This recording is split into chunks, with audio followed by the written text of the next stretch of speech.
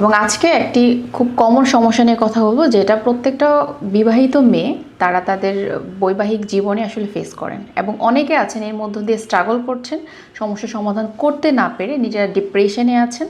তো সমস্যা ঠিকই সেটা হলো, একটা মেয়ের বিবাহের পরে যখন তারা আসলে তার হাজব্যান্ডের সাথে খুব ইন্টিমেসিতে হয়, তখন দেখা যায় লর এরিয়াতে প্রচণ্ড পেন ফিল করেন।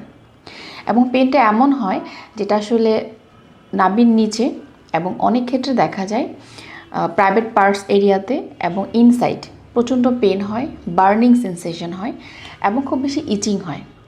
সিমটম কিন্তু তিনটা, যে ব্যথা হচ্ছে, বার্নিং হচ্ছে এবং ইচিং হচ্ছে।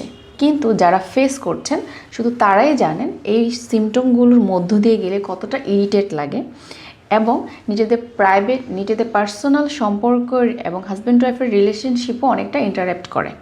এবং যারা এই সমস্যার মধ্য দিয়ে যাচ্ছেন তারা আসলে করণীয় কী, এবং অনেকেই দেখা যায় অনেক গাইনোকোলজিস্টের অ্যাডভাইস নিচ্ছেন, অনেক টেস্ট করাচ্ছেন, সব ফাইন্ডিংস নর্মাল, কোনো সমস্যার কারণই খুঁজে পাওয়া যাচ্ছে না, কিন্তু আপনি সিমটমের মধ্য দিয়ে যাচ্ছেন।